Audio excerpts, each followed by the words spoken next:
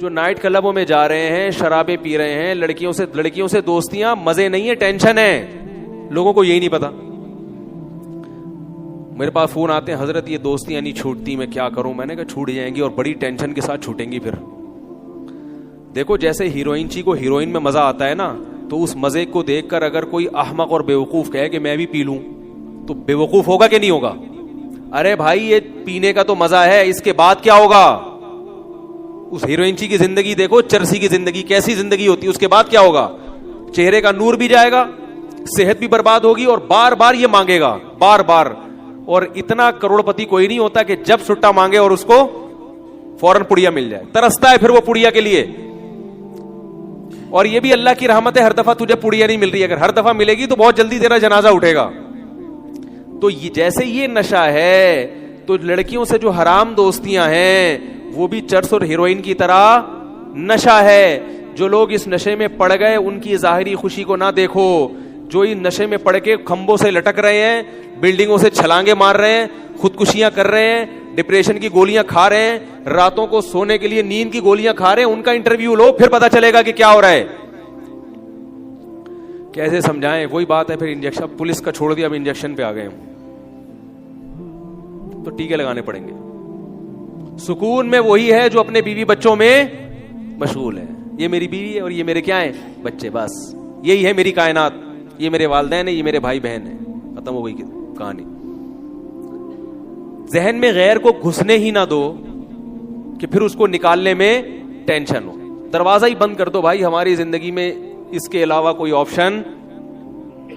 لڑکے مجھے فون کر کے کہتے ہیں, وہ حضرت وہ اتنی خوبصورت ہے کلیگ میرے پاس جاب کرتی ہے, میں پاگل ہو گیا, بس پاگل, میں نہیں برداشت نہیں ہو رہا, پاگل ہو گیا حضرت, میرے سے نہیں برداشت ہو رہا, میں بالکل ہی, بھائی یہ نہیں ہو سکتا, بہت مصیبت ہو گئی میرے لیے.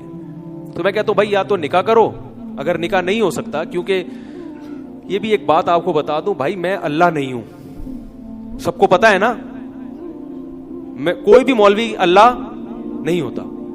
عجیب عجیب چیزیں فون کر کے مجھ سے حل کرواتے ہیں. مجھے کئی لوگوں کی کال آتی ہیں, حضرت وہ لڑکی کے ابا مان نہیں رہے, ساری کوششیں کر کے دیکھ لی, مان نہیں رہے.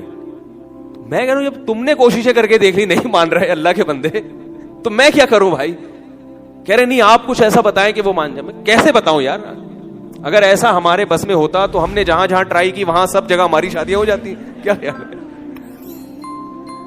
ہمیں بھی تو کئی جگہوں پہ دھتکارا گیا, کچھ جگہوں پہ ہو بھی گئی, کئی جگہوں سے دھتکارا بھی گیا. لوگ کہتے ہیں آپ نے اتنی شادیاں کی ہیں, آپ کے پاس کون سا گر ہے؟ میں نے کہا اگر ایک آدمی نے ایک شادی کی ہے, 100 جگہ سے ریجیکٹ ہوا ہوگا تو ایک جگہ ہوئی ہوگی. تو اگر کسی کی 3 ہے تو اس کا مطلب 3000 جگہوں سے ریجیکٹ ہوا ہے, 3000 جگہوں سے, پھر جا کے کہیں 3 ہوئی ہیں. تو آپ کا کام ہے ٹرائی کرتے رہنا. جیسے بھیک مانگنے کا اصول ہے نا, ہر وقت مانگو, ہر ایک سے مانگو اور سب کچھ مانگو. اگر اس کے پاس پیسے نہیں, بولے بھائی یہ ٹوپی دے دو اپنی مجھے, تب کچھ نہ کچھ مل جائے گا, اکٹھا ہو جائے گا. چندہ مانگنے کا بھی یہی اصول ہے, ہر ایک کو دیکھ کے چندہ مانگو, غریب کو بھی دیکھ کے, سیٹھوں کو بھی دیکھ کے, اور سب کچھ مانگو. اگر اس کے پاس پیسے نہیں ہے تو بھائی جو چیز ہے وہ دے دو یار, راشن دے دو, اور ہر وقت مانگو. جب بھی ملے, جو چندہ مانگنے کے جو ایکسپرٹ ہے نا ان کا یہ اصول ہے, جب بھی ملے یہ کام تو ضرور کرو, دوسرے کام کرنے کے ساتھ چندہ. تو اسی طرح یاد رکھو جن کو نکاح کا شوق ہے نا, تو وہ پیغام بھیجنے میں کنجوسی سے کام نہ لیں, کہیں نہ کہیں ہو جائے. لیکن مجھے فون نہ کریں کہ وہ نہیں مان رہے, مجھے اپنے پرانے یاد آنا شروع ہو جاتے ہیں, یار ہمارے والے بھی نہیں مان رہے. زخم جو کیا ہو جاتے ہیں, ہرے ہو جاتے ہیں ہمارے. تو ہم کوئی خدا نہیں ہے بھائی جو آپ کی مشکلات کو حل کریں. آپ نے پیغام بھیج دیا, قبول ہو گیا, بہت اچھی بات ہے, نہیں ہوا کوئی بات نہیں یار, کہیں اور ٹرائی کرو. تو ایک اور مسئلہ یہ بھی ہے کہ لوگ, ابھی چھوڑیں بات سے بات چلی جائے گی, بس یہ بات ہے کہ جو کام آپ, ایک صاحب مجھے فون کر کے کہتے ہیں, یہ بھی کالز بہت آتی ہیں کہ حضرت وہ میں نے ایک جگہ پیغام بھیجا ہے لیکن وہ لڑکی میری سمجھ میں نہیں آ رہی, تو میں آپ سے مشورہ لینا چاہتا ہوں کہ کیا کروں. میں نے کہا جب آپ کی سمجھ میں نہیں آ رہی, جس نے دیکھا وہ بھی ہے, تو میں کیسے فیصلہ کر کے بتاؤں گا بھائی؟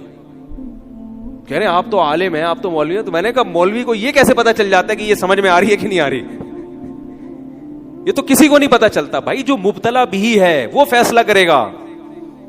اسی کی سمجھ میں نہیں آ رہی ہے تو محلے والوں کی سمجھ میں, ان کی سمجھ کا اعتبار تھوڑی ہوگا. تو اللہ کے بندوں, مولویوں سے بات پوچھنے سے پہلے سوچ لیا کرو کہ یہ پوچھنے کی ہے بھی یا نہیں ہے. وہ کیا آپ اس کی جگہ ہوتے تو آپ کیا جواب دیتے؟ لیکن لوگ پتہ ہے کیوں پوچھتے ہیں کہ بعض مولویوں نے یہ روحانی سینٹر کھولے ہوئے ہیں, تو اس دھوکے میں لوگ مجھے فون کر دیتے ہیں. وہ روحانی سینٹر میں پھر کچھ پڑھ کے بتاتے ہیں, ہاں میرے خیال کے مطابق یہ سمجھ میں آ رہی ہے. یہ جو مولوی اس قسم کی باتیں کر رہا ہے الو بنا رہا ہے آپ کو. یاد رکھو, کسی کے باپ میں بھی یہ طاقت اللہ نے نہیں دی ہے کہ وہ آپ کے بارے میں فیصلہ کر دے کہ یہ سمجھ میں آ رہی ہے کہ نہیں آ رہی ہے. نہ وہ آپ کے دماغ کو پڑھ سکتا ہے, نہ وہ سامنے والے کے بارے میں فیصلہ کر سکتا ہے. اپنے بارے میں ہاں مشورہ ضرور لے لیا کرو کسی سے کہ بھائی یہ خصوصیات بھی ہیں, یہ بھی ہیں, تو آپ ذرا بتا دیں کہ ان دونوں خصوصیات میں کون سی صفات ایسی ہیں جن کو ترجیح دینی چاہیے. یہ ایک الگ چیز ہے. تو میں یہ عرض کر رہا تھا, کیا بات چل رہی تھی یار, ابھی جو بات آئی نا یہاں پہ, ہاں تو میں یہ عرض کر رہا تھا کہ بھائی وہ جو مجھے لوگ فون کرتے ہیں کہ وہ یوں ہیں اور وہ ہیں, بھائی میں تو پاگل ہو گیا ہوں میں. تو بھائی پاگل, اگر پہلی بات تو یہ آپ پاگل ہوئے کیوں, آپ اس کو دیکھتے کیوں تھے آفس میں جا کے؟ اللہ نے نظر جھکانے کا حکم دیا کہ نہیں دیا؟ کیا خیال ہے؟ اور اگر آپ کو پتہ چل گیا, کہیں نظر پڑ گئی یا کہیں پتہ چل گیا, تو اللہ نے کہا بھی پیغام بھیج دو. پیغام بھیج دیا, ہو گیا. نہیں ہوا تو وہاں تک پہنچنے ہی نہ دو کہ راتوں کی نیندیں اڑ جائیں. یہاں تک جو آپ نے اپنے آپ کو پہنچایا ہے تو یہ یقیناً گناہ کیا ہے آپ نے. آپ اضافی بے تکلفی کے مرتکب ہوئے ہیں. آپ نے کہہ کے لگا کے گپیں, ورنہ کوئی بھی ایسا نہیں ہوتا کہ بہت کوئی خوبصورت ہوتے ایک دم لٹو ہو جائیں. جب تک آپ نے بے تکلفی والا معاملہ نہیں کیا ہوگا, گپیں نہیں ماری ہوں گی, ناجائز کی طرف نہیں گئے ہوں گے, لٹو ہونے کا واقعات عام طور پر وجود میں نہیں آتے. اور ہم تو پھر بھی بہت براڈ مائنڈیڈ مولوی ہیں جو آپ کو کہتے ہیں لٹو ہو گئے ہو تو نکاح کر لو. کسی دوسرے مولوی کے پاس جاؤ گے تو وہ کہے گا لٹو ہوئے کیوں, لہذا اب اس سے نکاح نہیں کرو. آئی بات سمجھ؟ تو پھر بھی کہہ رہے چلو بھائی نکاح کر لو یار, شریعت نے ترغیب دی ہے کہ اگر کہیں لٹو ہو گئے ہو تو نکاح کر لو. لیکن اگر وہ نہیں ہو رہا تو ضروری تھوڑی وہ بھی آپ پہ لٹو ہو. اب وہ مجھے فون کر رہے ہیں کہ جیسے میں لٹو ہوں اس کو بھی لٹو کروائیں. یہ نہیں ہو سکتا بھائی, یہ ہمارے پاس ایسی, یہ تو پولیس بھی نہیں کروا سکتی, تو ہم کہاں سے کروائیں گے یہ کام. تو حرام کی طرف جب آپ جاؤ گے تو سب سے پہلا نقصان, اللہ آپ کے دل کا سکون چھین لے گا. اور یہ سوچ لیا کرو, جب کوئی خوبصورت چہرہ نظر آئے نا جس پہ لٹو ہو رہے ہو, اور پھر یہ آئے کہ یہ میرے ہاتھ سے نکل گئی تو کہیں اور شادی کر لے گی, تو ذہن میں ایک چیز سوچ لیا کرو, سکون آ جائے گا. بولے یار کہیں بھی شادی کرے گی مرے گی بڈھی ہو کے.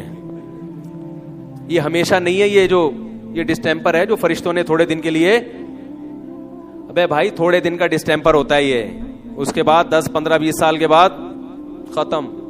تو بولا یار جہاں بھی جائے گی وہ بھی مرے گا. بڑے بڑے حسین تھے دنیا میں, حسین اور حسین آئے, قبروں میں ان کی لاشیں خراب ہو رہی ہیں. تو تھوڑے دن کی انٹرٹینمنٹ ہے یہ, مل گئی ٹھیک ہے, نہیں ملے تو اللہ کرو, صبر کرو, جو ہے اسی پہ گزارا کرو.